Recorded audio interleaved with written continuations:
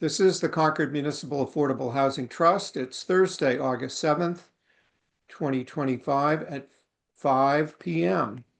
First order of business is a call to order by roll call. Mary Hartman. Here.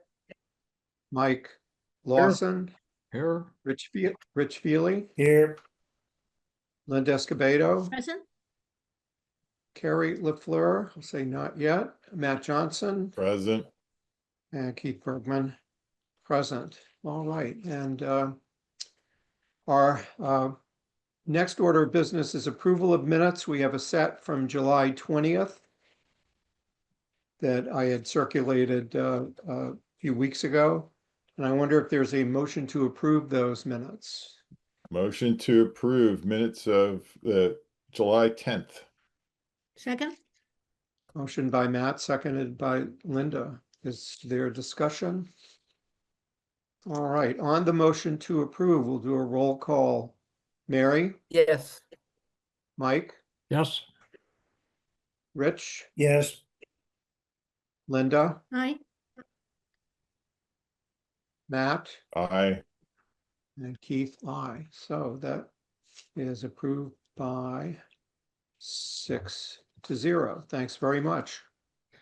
Next, I put on the agenda a review of the select board's, at the time I posted it, it was draft goals, but the goals have been adopted. They were adopted on the 28th of July, and I'm going to do a screen share just to show you what the goals that pertain to us. Anyway, I did sort of last minute cutting and pasting, but among the select board's goals, they had two areas that included housing. One, under land use and development, there was a goal for housing to support implementation of the housing production plan by identifying parcels and securing financial support. So that support is greatly appreciated. I did note it was not on the draft list going in, but it was on the list coming out. So I appreciate those did get adopted by the select board. There was also one under financial management. There were several items under that category, one of which was affordability and budgeting. And I saw that there it was to examine the impact of affordable housing and new development on town budgets and tax impacts. So I thought it would be worthwhile for us to be aware that that's a goal. I'm not sure who's doing that, where that falls. Is that a staff thing? Is that coming out of the tax, the study that the tax group working group is on, but just for us to be aware of. And I can chime in just a minute. I don't know who's going to do that either. I remember when we were discussing this goal, I did point out that the planning board reviews the economic impact of developments or any proposals that come in front. Right.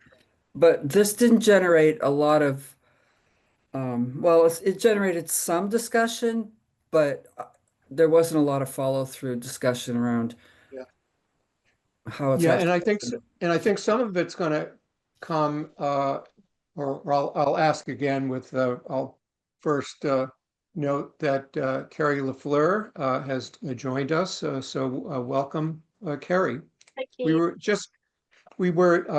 were just reviewing the select board's goals as adopted, and I had seen there was a financial management goal under affordability and budgeting, where the action item was to examine the impact of affordable housing and new developments on town budgets and tax impacts. And I was just posing the question. I know that's not on our table, to the trust table.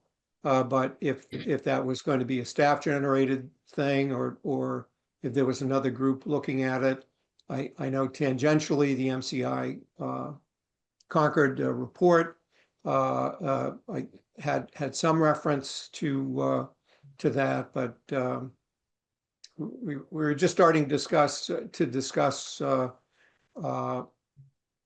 how that work might get done. So, Yeah, so I can tell you from a staff perspective, we're just starting to discuss actions, projects, things that we will be working on in support of the FY26 goals. So I don't have anything specific okay, for just yet, but okay. I'll keep the trust in mind. Yeah, keep us in mind if we can be helpful in that we're here. And what I also wanted to do is just while we're talking about the select board's goals, let's just go back that are just to remind ourselves of the goals that let me see if I can there. The goals that we've been working on with Shelley Garing, who has joined the meeting, who's on the call. She's going to talk to us in just a minute about our upcoming site visit in Hudson. But just as a reminder to us all that these were the sets of draft goals that we had come up with as of our last meeting, and this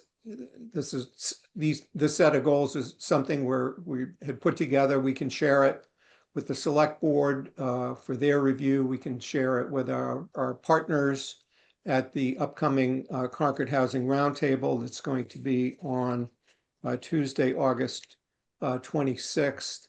But just a reminder that while the select board is working on their list of goals that that we're mindful of their goals and that we had come up with our own, which are I think reflective of the goal of implementing the housing production plan, which we're glad to see as a select board goal. Any comments at all on the goals?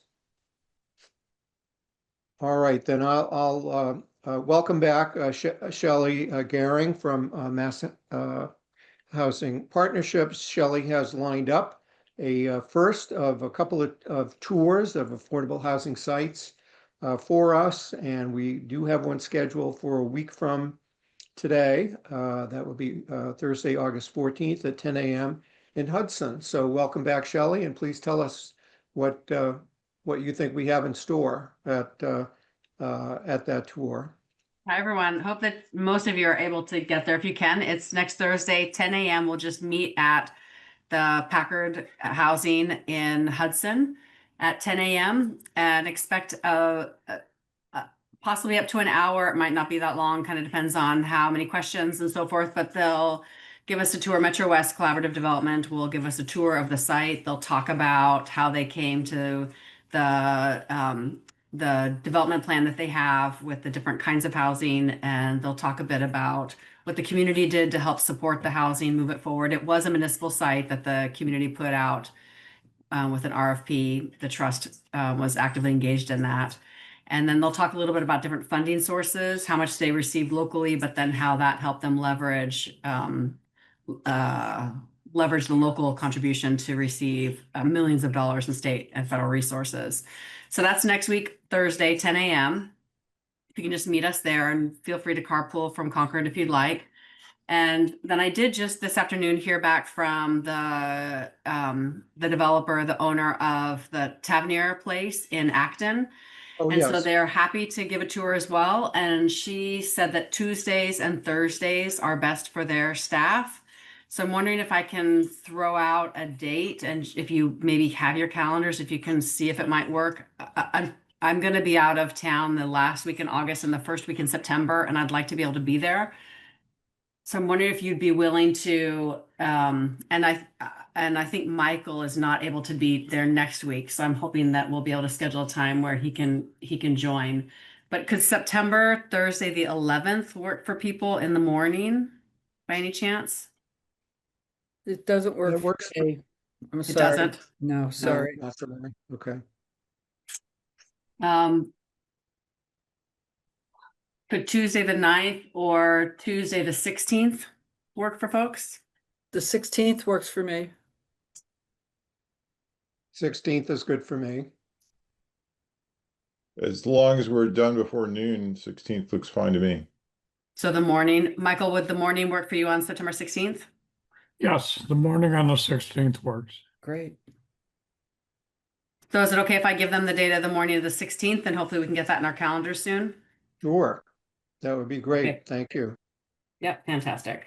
Very September good. 16th. One question I had about Hudson, and we'll find out more, Mhm. that their Affordable Housing Trust put out a proposal. Is it they put out a proposal because it was a town-owned site? Or because they weren't, or how did that work? So I don't know if technically the trust put the RFP out or if they worked with the planning team to put it out, but it's because it was a municipal site. Yeah, okay. Yeah. And so, and I guess one of the questions I'll ask them is what, developing a formerly municipal property, did that trigger public construction costs that sounds like they did an awful lot and got an awful lot of money from the Yeah, so outside, but I don't think it did because they disposed of it to a private entity, but we can ask all those questions. yeah, okay, very good. Yeah. Yeah. Great. Great. Okay, well, thanks for popping in again, Shelley, and we'll Yeah. look forward to seeing you in person next time. Fantastic. Next week. Next week.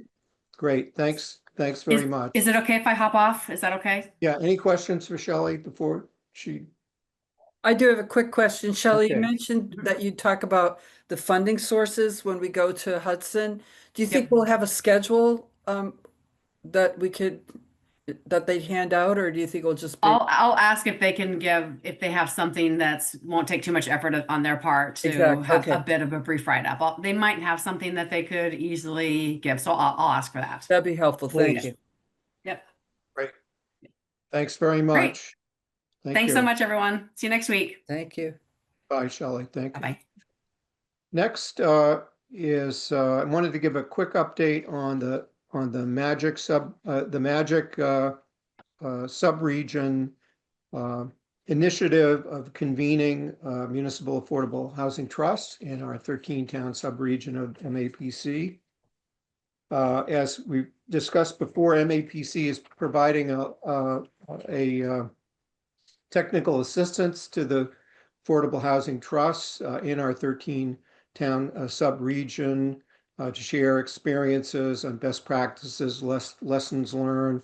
They're going to create a virtual hub of resources for us, and they're going to do a white paper on how CPA funding has been used for housing initiatives in the Magic subregion, as well as a local toolkit for advocacy for the local option transfer fee. Concord had hosted the first convening on May 29th. A second convening took place on July 16th online that some of us attended. It was a briefing and discussion led in part by our own Rich Feely, along with Rep. Carmen Gentile, who is Sudbury's Affordable Housing Trust Chair, and also is a co-sponsor of the LOHA bill for a real estate transfer fee. So it was a briefing on the transfer fee. A lot of the folks that were on the call were in the other towns were not familiar with it, so now a lot more know about it for the future. And the next convening of the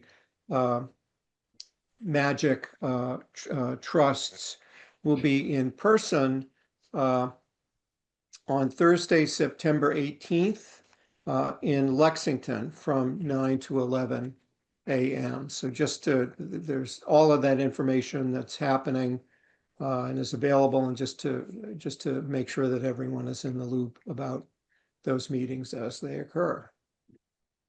Thanks again, Rich, for providing that information about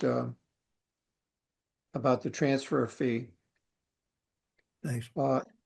Next item on the agenda is just for for our record of our meeting is an update on the New England Deaconess contribution that just for us to record in our minutes that on July 14th, the select board voted to establish a special gift fund to accept the mitigation payment from Deaconess with a priority for housing for seniors age 55 plus.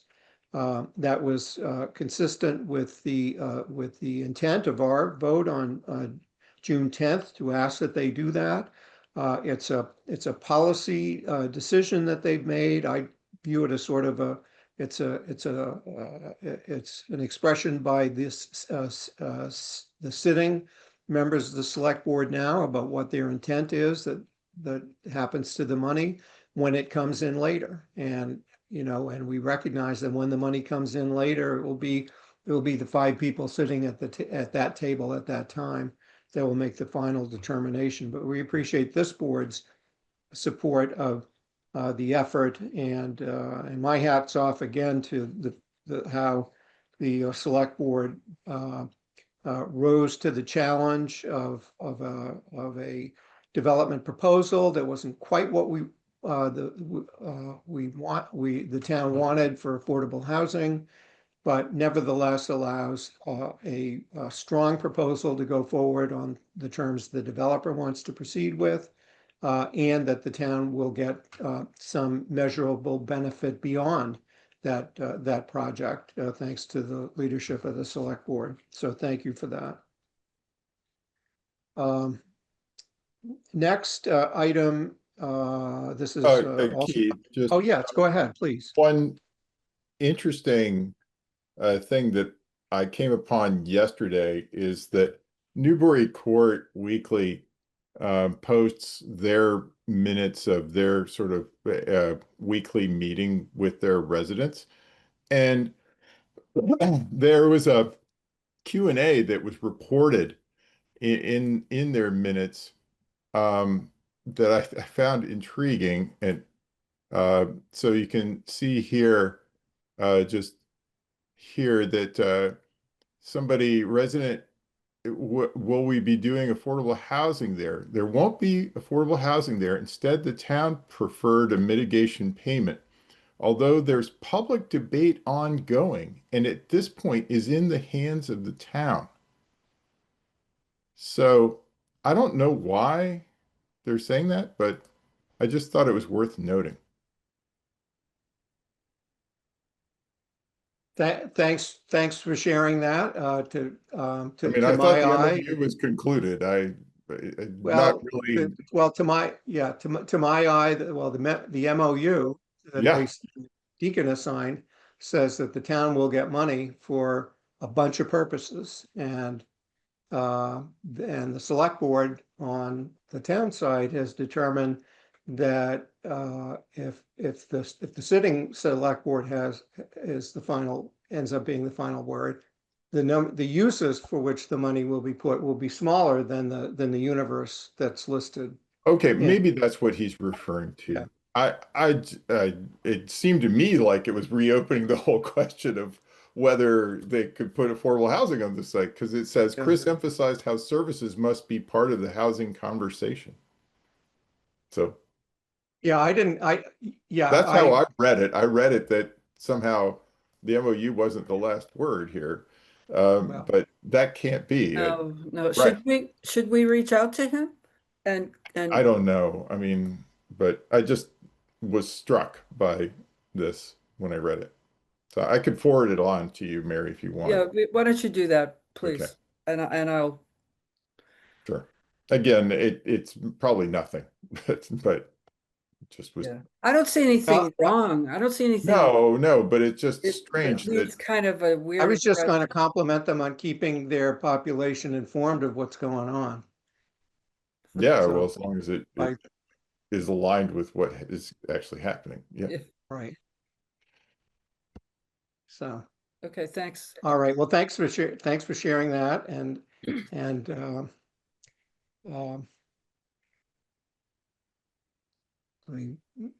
okay. I'm just checking my agenda to see where we were going next. All right, which is, we will have a deadline coming up on September 19th at noon for that the Community Preservation Committee has set for fiscal year 2027 community preservation grant applications that will be due. And Rich Feely had volunteered to work on a first draft, and so we'll be looking forward to.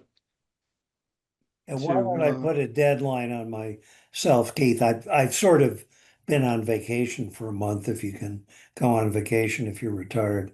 But I will commit to have some sort of draft by a week from today. That's great, Rich. Appreciate it. I think a practical deadline for us is by the time we're going into Yeah. the August 26th Concord Housing Roundtable, that we'll want to have a general idea to share with that larger group of what we think we'll be doing. I think I would think that since we've identified what our goals are, that if anyone asks, what are we going to do with the money? It would be to address those goals that we developed, which includes going for 25% of whatever money's on the table at CBC this year. Perhaps we can get, I know that I see Eve's on the call, and I know that the Community Preservation Committee meets next Tuesday. And they, at some point, that they will know what, or maybe Carrie knows now, what the total amount of money is that the Community Preservation Committee will have for all of its recommendations for the coming year. And our intent is to apply for 25% of that total, if we can. So, all right. So we'll stay on top of this. I was well aware that Rich was away, and I just got back from myself from Nantucket. If I provide a draft to you, can you distribute? I know I can't send it to the whole committee. I mean, I'd love to get comments before and do a revision before the housing roundtable. Yeah, I I think, I think wonder we if I identified could. reviewers last time, right? Yeah, I know that Matt and Mike had offered to help. Yeah. Yeah, so I'd suggest that you could circulate it to that. To Matt and Mike, okay, will do. Yeah. Very good. That's great. Thanks so much. All right, next on that category of future funding is, and we're back to Rich, that the Aloha Coalition is still predicting September for legislative hearing. Don't know that we know. We don't know. We don't have a date. We haven't had a meeting in a month, basically. They've managed to talk to a couple of committee members, but that's beyond the chairs. We have talked to the chairs.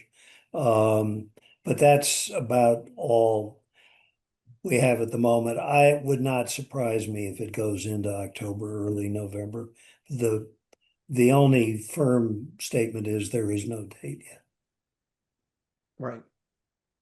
Okay, well, we'll continue to monitor that, and appreciate your staying on top of it for us, Rich. Next item, housing production plan updates, and first item listed is 91B Main Street surplus state property, and Elisa Sandoval is here with us. And do you want to start off of where we're at? We've had a meeting. We've got another one scheduled for next week, and hopefully making progress. Sure, happy to give an update on that. So we did have one meeting with the MassDOT Real Estate Division just about a couple weeks ago with the chairs here with Keith as well as Julie from CHDC and myself and the town planner, Elizabeth. They are verifying, I think it was a productive meeting. They are verifying a few details. We did ask a couple of questions from them, just on process and whether or not the property could be sold, via direct sale to CHDC, as we have done that in the past just to kind of expedite the process. They are verifying whether they can do that. I think initially assumed they were going to be selling the property to the town. So they're just verifying whether they can sell directly to CHDC because if not, if it was, that does open up a potential of whether they have to go out to an open bidding type of process. So they're just verifying that for us. We have another meeting scheduled for next week. MassDOT is also going to provide an award letter to the town, and that will include details such as verifying the actual sale price, because as of yet, we actually don't have anything in writing for them, and we want to just verify what is the actual sale price that they would be willing to sell the property for. So we have another meeting scheduled with MassDOT next Tuesday with the same group. So just making progress on that and hope to have more to report at our next meeting. Great, thanks very much. Lee Smith from CHDC. Hi, thanks. I just had a thought, as people think through the question about direct to CHDC or through the town. If the preference or requirement is that it goes to the town, perhaps, like, let's just pretend there's a purchase and sale agreement. Perhaps the town could assign that purchase and sale agreement to CHDC. And I don't know if it would work, but it's just the thought I had. Yeah, and I mean, if there's a way for us, I know the CHDC can acquire property without a town meeting vote. So can the trust. Yeah, the trust can do that without a town meeting vote. I don't think the select board can do it without a town meeting vote, though, so that the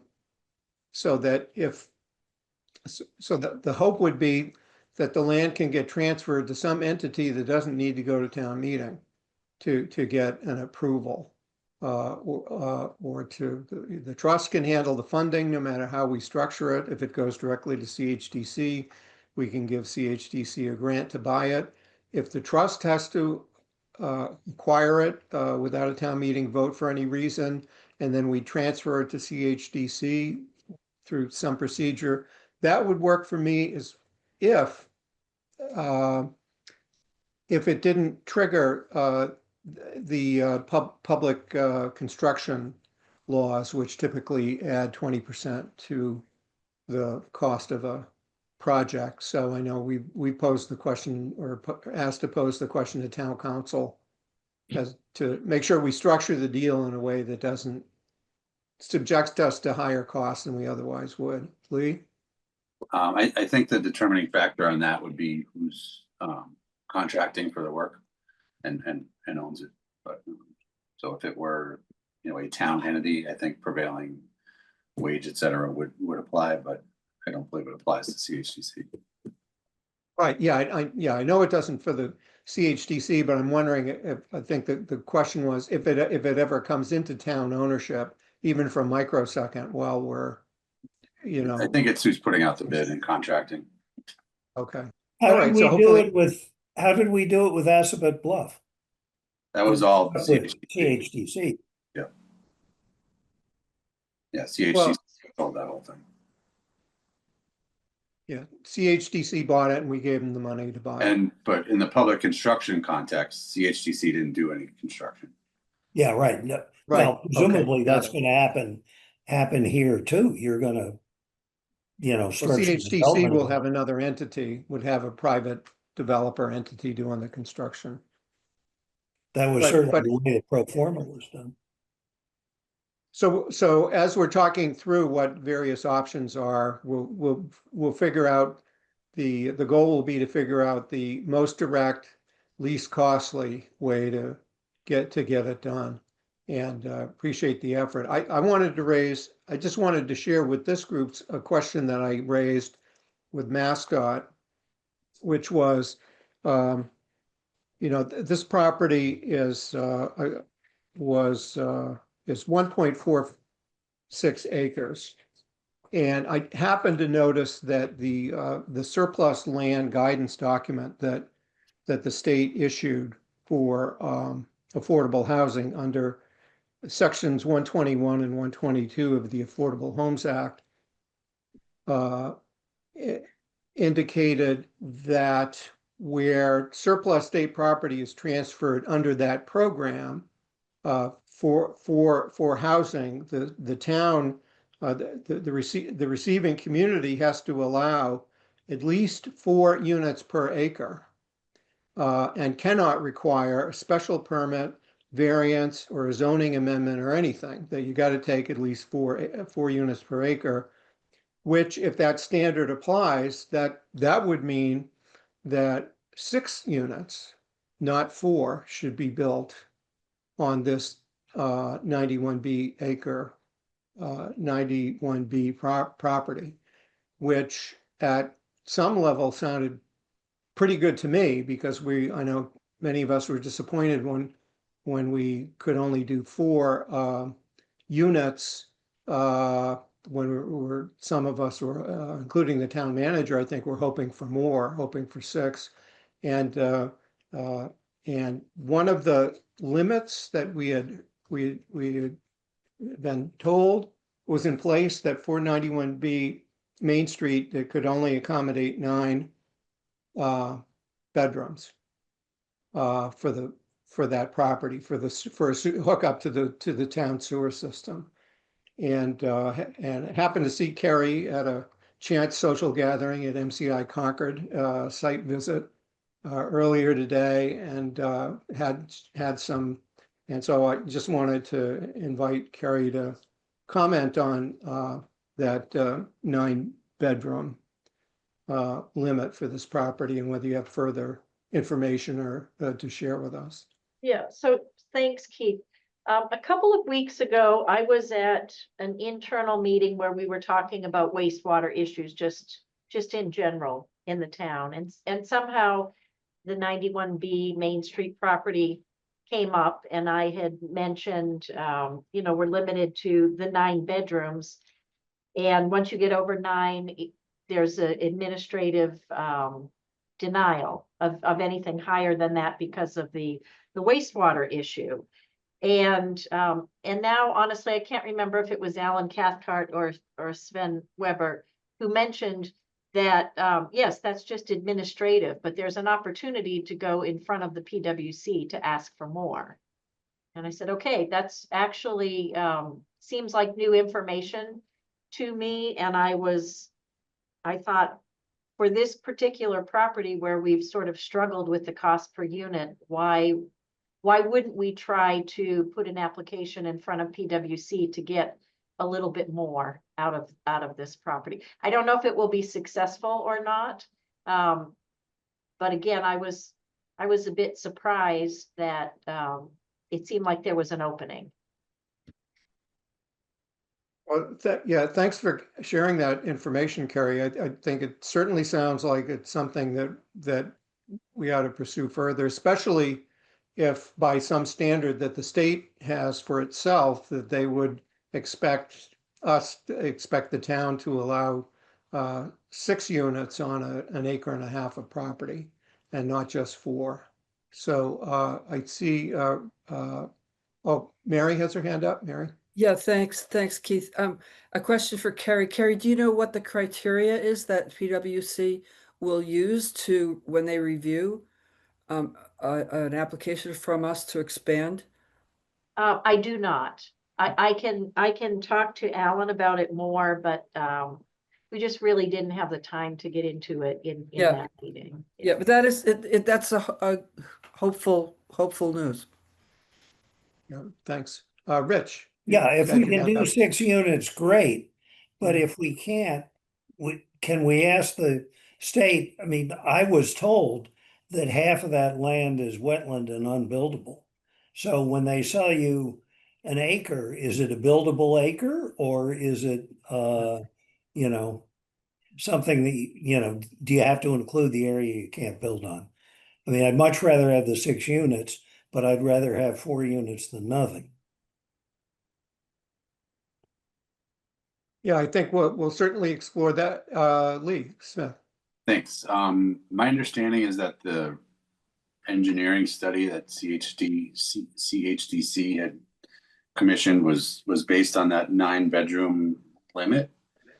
So I think if you wanted to pursue the 6, you'd need to basically re-engineer the site, which I personally probably wouldn't recommend until we're at least have some level of site control, just because of the costs involved.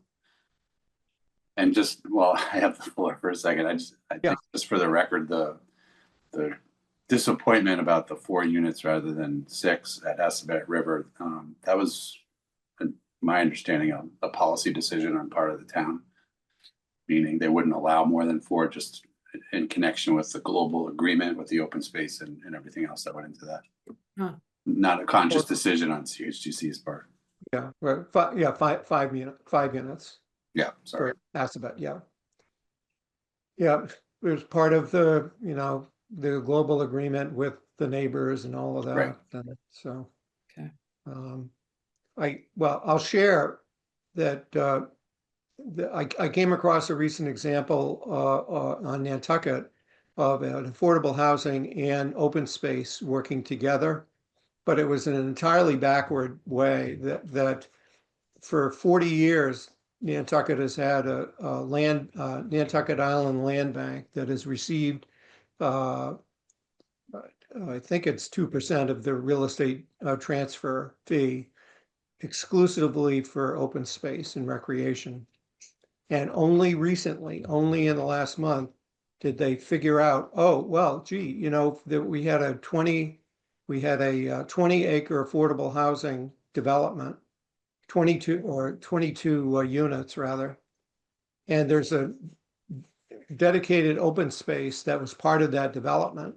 So the land bank belatedly came forward and said, okay, we will pay you, we will buy that open space from the town, or from the Housing Nantucket, and pay $400,000 for the open space, even though it's already open, as a means of having more funds go, having open space funds go to support housing. So it's, and I think they're doing that because there's some effort on Nantucket to rethink whether, if that community cannot get a real estate transfer fee for housing, maybe they need to claw back some of the authority that the open space group has. Matt Johnson. Yeah, just a technicality. I mean, isn't a 1.4 acre unit site yield for 4 units per acre 5 units, not 6? Because you don't have the 1.5 acres you'd need for 6 units. Well, it's 1.46 acres divided by, or times 4 is 5.84. Rounded up. Right, I but would say you 6. can't round up in zoning. You need your full increment, typically. Just saying, we Well, may whatever be it is, aiming at whatever 5, it is we've not asked, 6. yeah. I guess we'll find out when. Yeah, just that if it's a bridge too far, maybe 5 is the compromise, Anything we can get above 4 is better, sure, but I'm just, is better yeah. than 4, yeah. And it was actually unclear whether MassDOT would be subject to that procedure surplus procedure that I discussed, because that had been issued by the Housing and Livable Communities. However, when I asked the question, the guys at MassDOT looked at each other and said, gee, this is probably while this might be the first time anyone's asked us about MassDOT land for housing, it's not going to be the last. So we better, because of what the governor's doing with surplus land. So we'd better come up with our own Yeah, I answer think this at would be a MassDOT in our own PRD, and we procedure. just have standard yield, for PRDs, right? So. Anyway, so we'll see. It was just, I have to say, it was part of the Affordable Homes Act I had not looked closely at, which basically says if it's surplus state land, it doesn't matter what your local zoning is, you have to accept the standard without no town meeting votes required, no variance, no special permit, only site plan review can be required of the surplus state property. I don't think our zoning is compatible with that. It doesn't need to be. State law overrides So, it. so this is like a 40B, but it's not a 40B. It's a 40B, and it's found in the Affordable Homes Act. Okay. Got it. So, great. Rich, I just wanted to say that it's not the end of the world if we build some one-bedroom units. I mean, if we're held to the nine-bedroom standard, how about 3 one-bedroom units and 3 two-bedroom units? With the increasing number of single households or two-person households, the chance to own something affordable in Concord, one bedroom might not be a deterrent. Better than a one-bedroom apartment. right? Appreciate the comment. Okay, so we're continuing to work on the 91B Main Street, and thanks to Elisa for working on that with us. Next is an update on discussion with CHDC about Assabet River Homes. And the reason why I wanted to put this on our schedule for a discussion is that under our grant agreement with CHDC for the $1 million that we're providing for the construction of the 3 new ownership units, there's a schedule that we negotiated on when that $1 million would get paid out over time. $350,000 essentially came at the time of closing back in May or June. The next disbursement is due September 1st, but we wrote in standards that have to be met in order for the funds to be released by CHDC to Habitat. And it happens that this 250,000 that would otherwise be due on September 1st is for a deliverable that won't be ready by September 1st, or perhaps not for a few more months after that. And the deliverable is to have the town and the state approve a local action program regulatory agreement that encumbers the 3 condominium units, and to have that recorded at the registry. And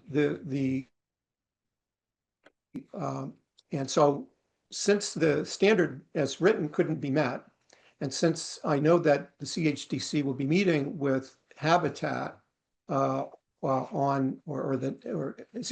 will next be meeting on August 26th to finalize a revised schedule with Habitat on what the next steps are.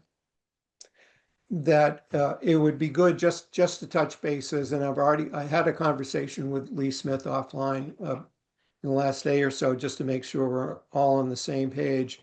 But what I wanted to invite is that the next step should be, we recognize that the standard that's written in the grant agreement won't be met now for several more months. And I wanted to have the opportunity for the CHDC to meet with Habitat, which will be just a few days before September 1st, figure out what the new schedule is, what the new timetables are, and then for us to invite CHDC to tell us what the new schedule is and when we can all agree on when the standards could be met, and even if and this is on my part, even if it made sense for us to divide up that $250,000 figure to have a certain amount released on once the application is submitted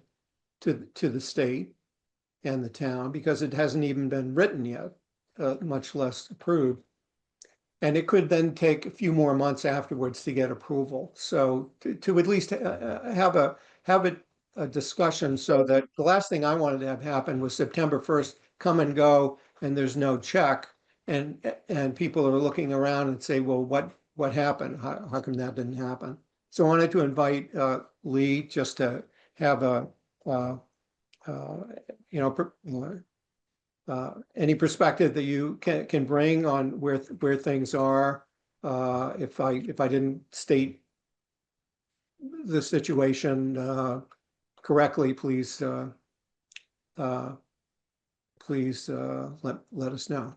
Sure, thanks. So as you correctly stated, we're waiting for a revised schedule from Habitat by the 26th. CHDC has no plans to request any funds from the trust imminently. We understand there's roughly a 30-day, I'll call it an application period, before a check might be cut, which is fine. CHDC has no problem with any of this, by the way. We're not complaining. I think as a practical matter, what it'll come down to is what Habitat's cash flow requirements are. In other words, when are they going to need more money to continue the construction? So perhaps that would help inform a revised schedule, and we're happy to continue the conversation with you folks once we have some more information about that. I would certainly be happy to look at an alternative milestone so that we don't slow Habitat down. In other words, if they need money, I don't fully understand the regulatory thing here, but I do not want to slow that construction down. So, I would invite people to come up with an alternative milestone if, this thing is going to be a problem. Because presumably we've got a while before any owner actually has to get involved in the condominium. So let's keep the construction moving. That's my concern. Right. And we haven't heard that they need funds imminently either. But construction is moving. I walked the site yesterday, and there's footings for all 3 units, and there's forms up for one of the units for the full foundation. So we're seeing progress. That's great. Thanks very much, Lee. And I know that some of the later payments that would be made next year and the following year are tied more closely to, say, completion of a unit and file and recording of the deed. And so that those are observable things. As we get closer to those two, we can see whether that keeps the money moving. I would estimate that that's probably a year off. Yeah. So in any event, I'm just looking to make sure that we didn't hit, if, we could have released a check to CHDC as scheduled, but then you couldn't release those funds and for many, as written, for many more months. So Right. this gives us the opportunity, by not going forward with that check at this time, gives us the opportunity to figure out what will make sense, and we'll amend the schedule and the standards accordingly. And CHDC doesn't really have any desire to just receive the money and sit on it either. Right. Very good. Mary? I'm sorry, can somebody explain to me what's the delay? What's causing the delay in the first place? I missed that.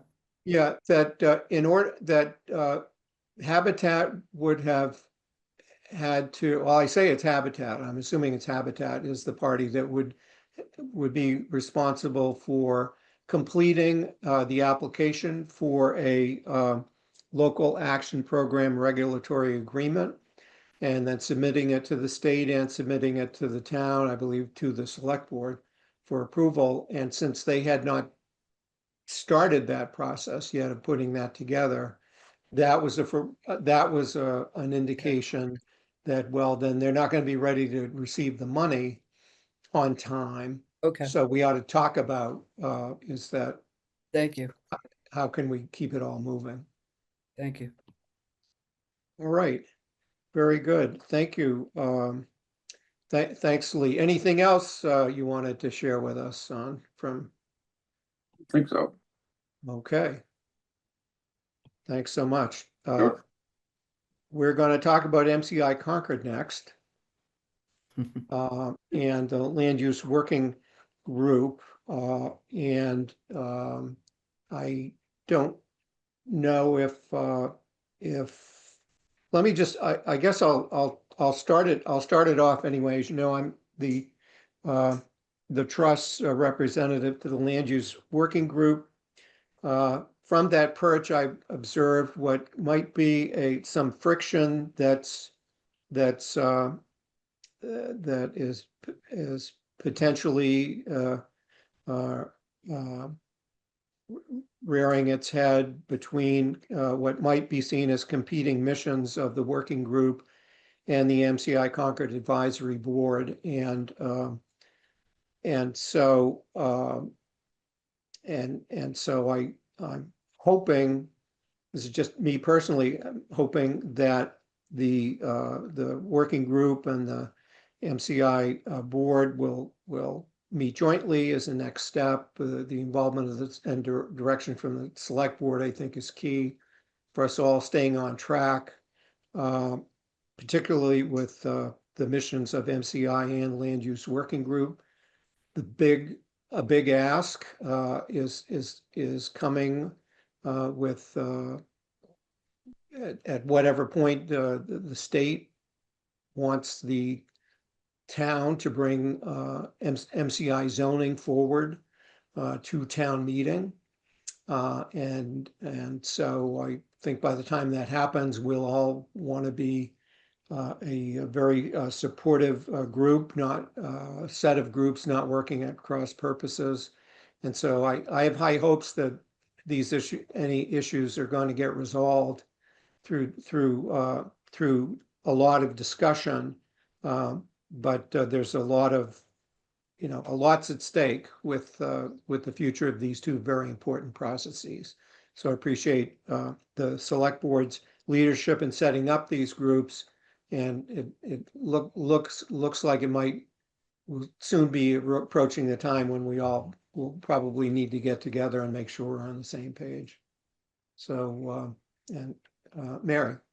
Yeah, I will say that at our next meeting on Monday night, the chairs of the MCI Advisory Board will come and talk to the select board. And I think we're hoping that subsequent to that, there will be a conversation between the Land Use Working Group and the MCI Advisory Board and the select board to put together a timeline so that we all know what are some of the decision points and how do we coordinate the work that we're doing with each other. So that's in my mind, and based on conversations I've had with people, one of the possible plans going forward. So yes, we are starting conversations next Monday, and we're all aware that we need to talk and coordinate. Lee. Just for my own clarification, is it the intention at the moment for the select board to wait for recommendations from those two bodies before weighing in, or might the select board provide some guidance or preference prior to that?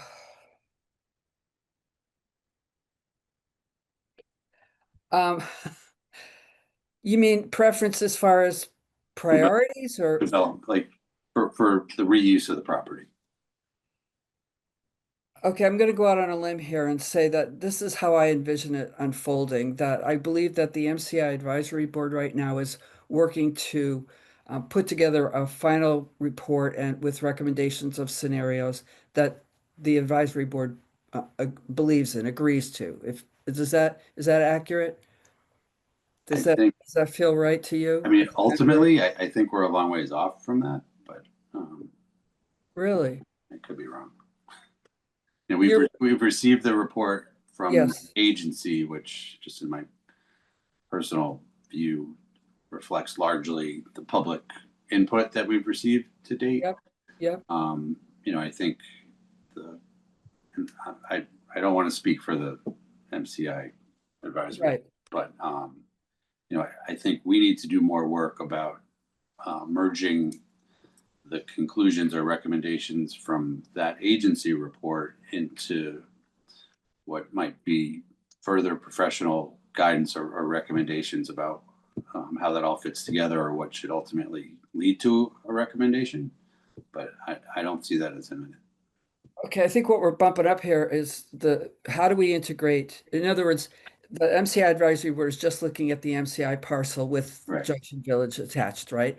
And Yep. the land use working group is looking much broader than that, right? Yep. So we've got to make sure that any recommendations that the MCI advisory board may or may not make may align, but may not align with things that the land use working group recommends to the select board. At the end of the day, it's up to the select board to put this all together and decide how to make the best decisions in the interests of the town. That's our job. But we're going to rely heavily on the land use working Sure. group and the MCI advisory board. So I think that's the word. These are the conversations that the chairs need to have, I think, and then maybe the full boards need to have as far as, okay, what are the steps going forward? What are the decision points? What are the guiding principles so that but I just want to make one more comment. What I'm hearing right now is we're all marching to a town meeting zoning article, and I'm not sure that's as rigid as we all think. I mean, there's also been talk about having a special town meeting following that. But a lot of this has to do, I'm rambling, I can tell. A lot of this has to do with DCAM. So, the negotiations with DCAM. So let's not forget that where we're over here talking and what do we want to do and how do we want to time things and when, but the bigger conversations are happening with DCAM. So that's a big piece of the timing and our Sure. coordination. So I hope that made sense. Right. Thanks for that, Mary. Yeah, I think the whole structure is about, no one but the select board speaks on behalf of the town to the state, the one voice. And that it's important for the rest of us to know what that one voice is saying, so the work that we're doing is on the same, is not at cross purposes. Yeah. And it's key things like when do wastewater decisions get made for MCI, and what form does it take? When is DCAM going to insist on the zoning going through town meeting? A related question on the zoning is, how do we fit, I dare say, is what amendments do we need to make to MBTA zoning? And when, because one of the fixes that was put on the table months ago was adding MCI to the MBTA zone as one way to create a large enough single zone that meets the requirements of the MBTA Communities Act. So there's lots of parts. I'm not sure that's available to us because we don't own the MCI property. So, I'm not sure. So I think that that's not available. It's not available to us as a way to meet our MBTA zoning requirements. We've been told otherwise By recently, whom? but By whom? Tell me. the town planner. that we can use property we don't own to meet our Yes, MBTA? yes, because it's up for disposition, that it's, once, at the time that the zoning was voted on in April of 2024, the property was still owned by the Department of Correction. Now it's owned, since then, it's now owned by DCAM, who has the authority to dispose of it. And that puts it in a category that would make it eligible for being included in the MBTA community zoning. That's Just as, really interesting. Yeah, that so really is, yeah, whenever, so whenever Yeah. just so we don't lose the point on, by the time we're going to town meeting for MCI zoning, in fact, there's still an MBTA zoning issue that requires solving, and it could yes, be solved with something as simple as that, just adding MCI. very good. Uh, Thank Rich you. Feely. Yeah, I just have to reiterate my concern that, we've been sitting on the Junction Village land for over 10 years.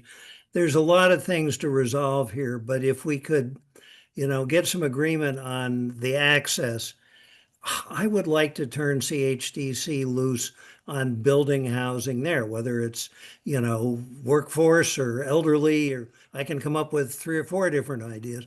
My concern is, as we resolve all these other things, including the design and construction and location of the town facilities, that land, which was given to us for housing, is going to sit there with, purple loosestrife growing on it. And so I'm hoping in all this process with the committees, we can find a way to say, okay, we can carve this out. So CHDC could start to move forward while a lot of these other pieces are hanging out there. That's all I ask for. Okay. Thanks, Keith- thanks, Rich. Mary. Actually, Keith, I'm glad, and Rich, I'm glad you brought that up. So Lee, can you help us understand something that for me has been an open question?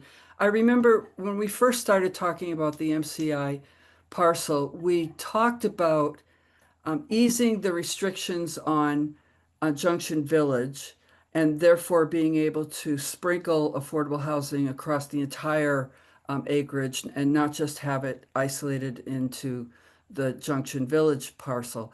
And yet when I read the MCI report from agency, it seemed like that was being considered as just one big piece of land, and yet it's not one big piece of land because there's different owners, and we know that Junction Village is restricted. So can you give us an update on what's possible with Junction Village in and what's been done around, if anything, or about relaxing that restriction, or is that an idea that was, set aside for various reasons? Can you update us on that? Sure, I wouldn't characterize it as an update. It's been, status quo since before the prison closed. But, presently the deed restriction from when CHGC acquired the property is that it's restricted to only affordable housing up to 120% of AMI and or open space and recreation. So one idea that was presented was at the time that we were working to get the appropriations for the prison project in general, was maybe stick in some language that would be part of special legislation that, as you just described, would loosen it and enable, housing in general to without restriction on Junction Village, and like you said, allow it to be a mix of market rate and affordable, so that it wasn't just clustered like that. So I Right. think, I don't know this, but I think maybe it's been an assumption that would ultimately happen, just out of common sense, but I'm not aware of anything advancing on that thus far. Who would do that? The special legislation, Yeah. The Who town would initiate that? Who I would think the town would have to bring it forward. So has the MCI advisory board done any work around that, No, initiating that? I mean, I drafted something, but it didn't Yeah. go. It did. This goes back to before the appropriation. Do you think it would be worthwhile to bring that up again? Or, I mean, I wanted to do it back then, so, you know, as far as I'm concerned, the sooner the better. To be kind of like a check the box item as we look at the whole combined parcel. Otherwise, if people saying we need housing now, we need to start the project now, then you're limited to the 120% AMI and open space. I'm not opposed to, broadening income requirements or mixed income. I just don't want it sitting there another decade, that's all. When we could have I housing, think the intention is, housing on it. sorry. I think the intention has been since the beginning is to look at the Junction Village parcel as part of the entire MCI parcel and then decide how best to include it as far as different uses go, and what's the best way to include it for the greater good. Yeah, well, I guess my feeling is it's not the end of the world if it's all affordable housing or only housing. Because, we're not getting small units anywhere else other than the 240Bs. And we're not getting affordable elderly housing. And, we're working on 4 to 6 units at 91B.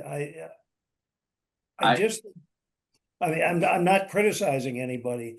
I'm just concerned that this will get caught up in a long process. Yeah. that From the doesn't MCI, from the tour of MCI today, I just wanted to add one real world example of maybe why we wait a little longer and see what the overall plan is for the total acreage, the 70 plus acres that are in the study area. And not Junction Village on its own. It's because Junction Village happens to abut the sand filter beds, which are a possible point of expansion for the on-site for the wastewater treatment facility at MCI Concord. It's unclear. Alan Cathcart was telling us just how much is on state land and how much is on Junction Village land, and it's and if if the wastewater capacity issue could get solved in a meaningful way by looking at a potential use of some of the Junction Village land, mindful that we'd have to make up elsewhere in the site where the affordable housing would go.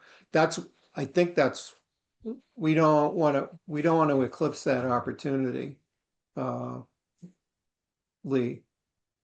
I think it would be appropriate to have those specific discussions with DCAM, and if there's a real push from the governor's office or the administration in general to get housing online as soon as possible, meaning before the MCI site is shovel ready, that's something that we could do just because CHDC controls it. However, even if we got the relief on the affordability restrictions, I think it's something to consider whether we could just start on that. If they, in exchange for moving on that now, give us that relief based on a condition that, the total number of affordable units wouldn't be reduced by what might otherwise go at Junction Village. Yeah, can I just say something here, Keith? I think, Lee, you're bringing up a really good point. That's part of our discussions with DCAM, and for us to now go off. And Rich, I understand your impatience. I really do.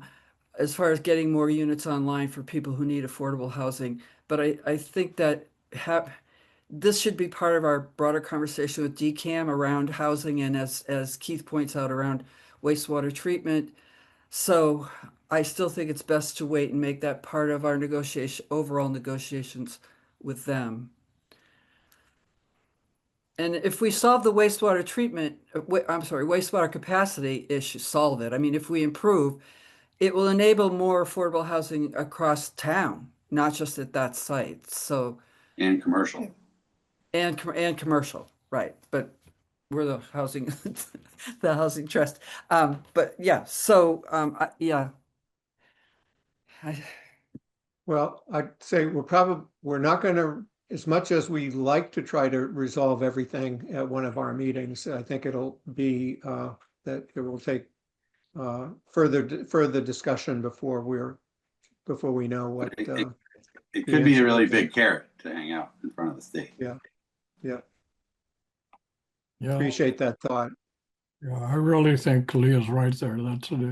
That's an opportunity we have that we should be very mindful of.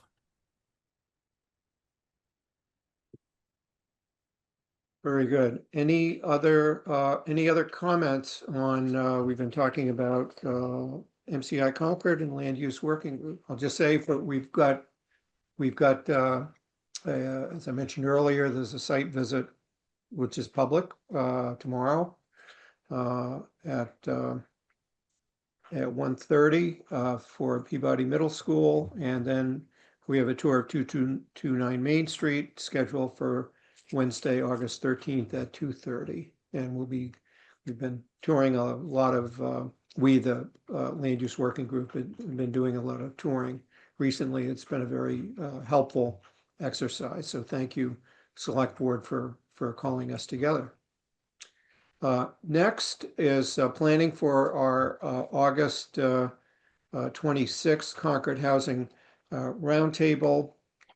The date has been set.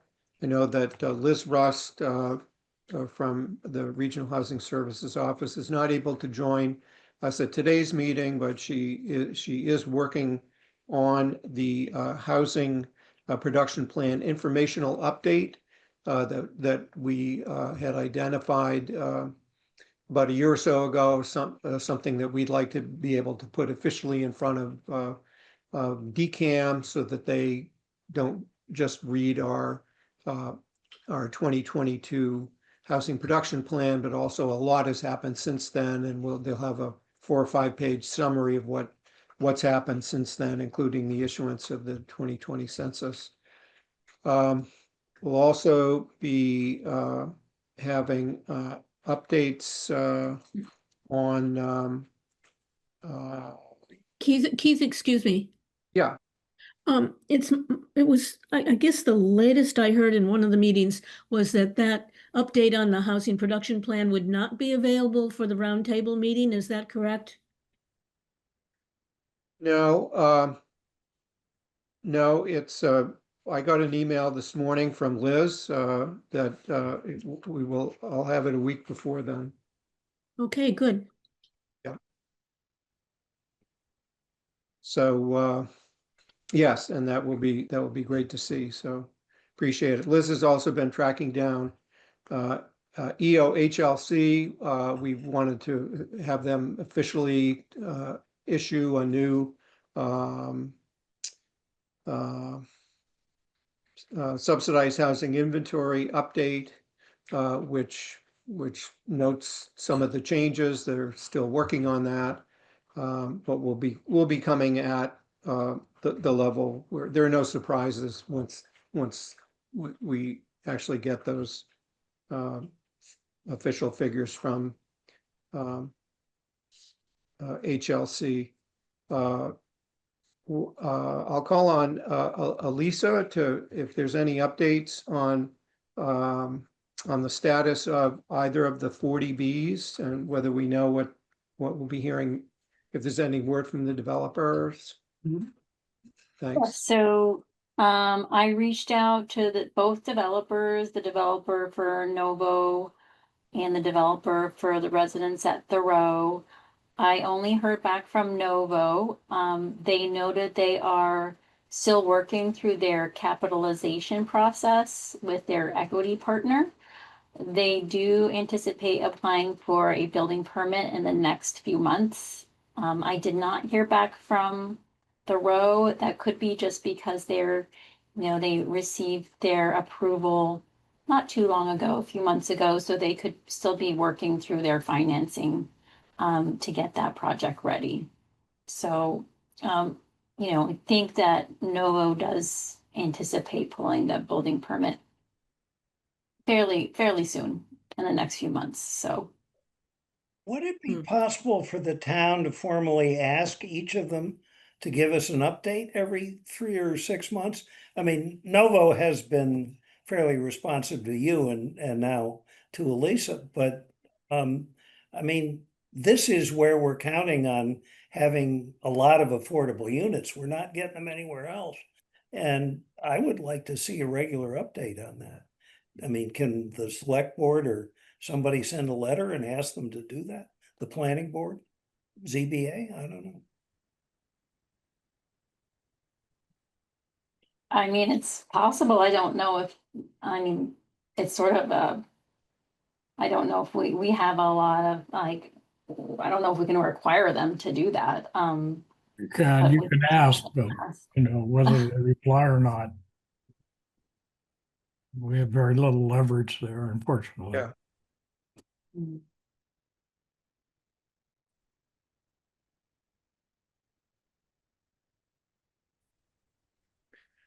Okay, well, thanks, Elisa, for making the inquiry. And I'd just say probably every time the trust meets, we'll hope to have and we're meeting about once a month.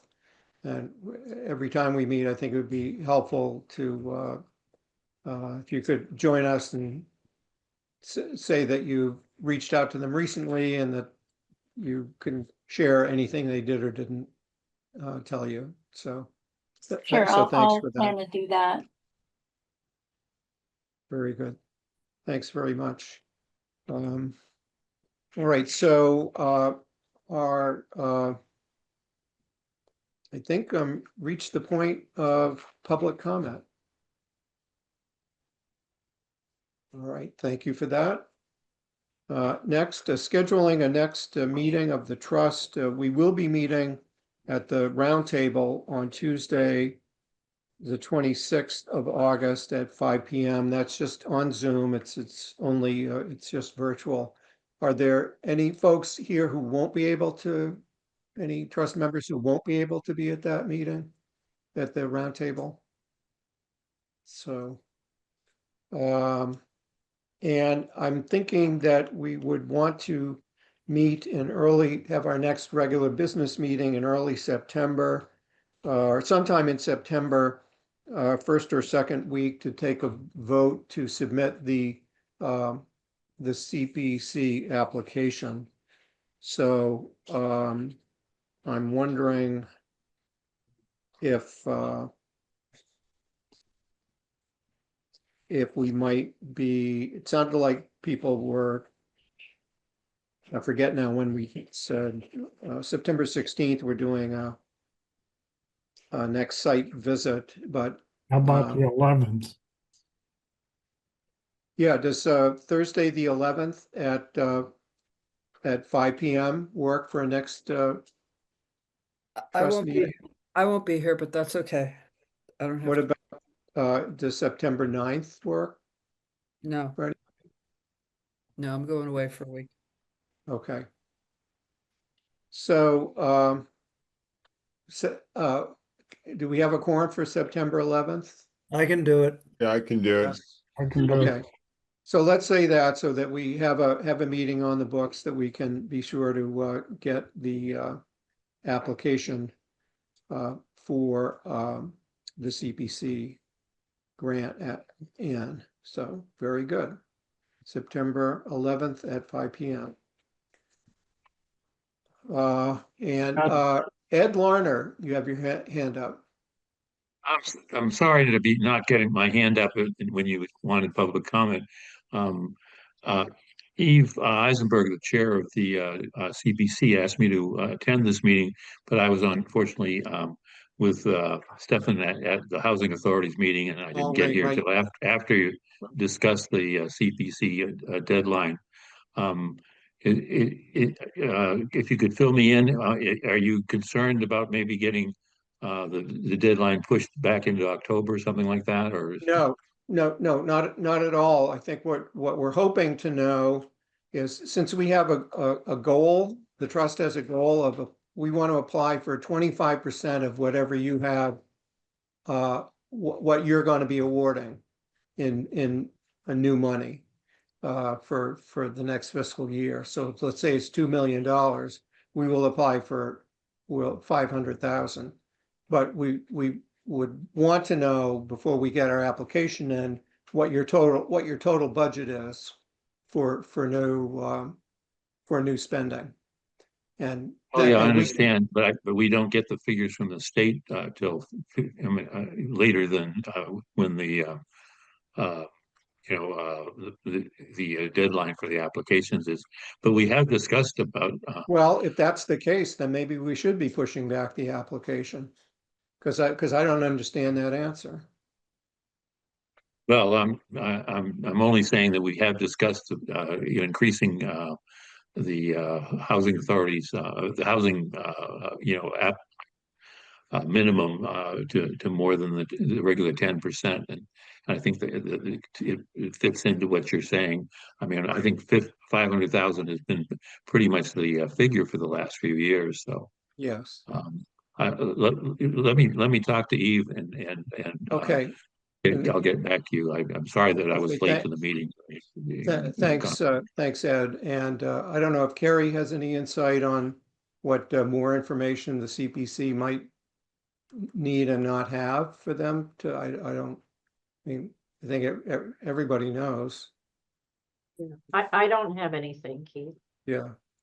So so unless we hear otherwise, I guess we'll plan to apply for $500,000 for next year, but we'll take a vote on that at our meeting on September 11th. And so if there's more information that we have by then, that could help us fine We're tune. meeting this the next week, so I believe Right. that's something that we're going to be discussing. So, Okay, but very good. Thanks. I'll make sure to get hold of you. Thanks so much, Ed. Okay, Thank you. good to talk to you guys. Linda. Okay, sorry. You just mentioned the figure 500, and we did apply for 740 this year. So, Yeah, which was the combination of two things. One, $500,000 in new money plus $240,000 Right, right. that the housing authority had turned back right. for project. Yeah, Yeah, I was just wondering if we had a I'm not chance. aware that anyone's turned any money back on housing projects. I don't, or going to be made to do that. I don't know. Yeah. I would, I was just wondering, if we should discuss further the amount of the request that we're thinking about for the application. So in other words, not just land on the 500,000. Sure, yeah, we'll be taking our vote, how about this? We'll be taking our vote on the figure on September 11th. Okay, And by that time, we will need to fill in the blank. But let's assume that it's either $500,000 or some greater figure, if there's some other, apparent funding source to do that. Mary?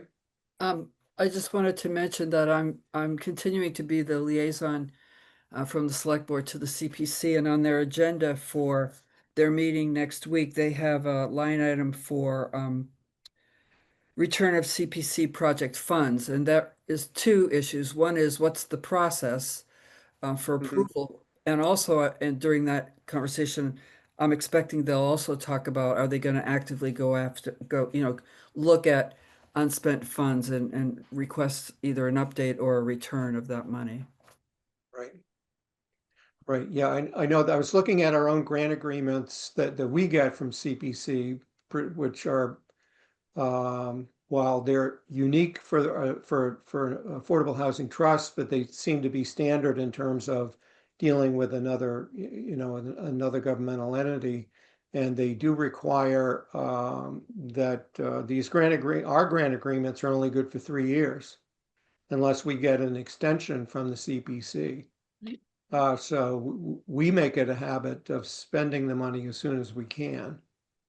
But I know that there are some other entities that are not able to spend it that robustly, and that as the years go by, the CPC is starting to take a harder look at, well, at what point do you have to give the money back? Right. Yeah. Yeah. And Just- they, and Just the then, point, just the point about the application, once it is, submitted, the procedure says you really can't increase it, but, you're allowed to decrease it, but not, increase it, so, just that so that's immediate what, yeah, consideration. yeah, so that's why I don't know, if the best advice is err on the high side, then maybe we'll do that in finalizing a figure on September 11th. So, very good. Okay. I think we're ready for a motion to adjourn. So moved. Motion by Mike, Second. second by Mary. We will do a roll call vote. Mary, Yes. Mike, Yes. Rich, Yes. Linda, Aye, and thanks Keith for everything. thank you. Kerry, Yes. Matt, Aye. and Keith, aye. So we are adjourned at 6:26 PM, and thank you all for being in today's meeting.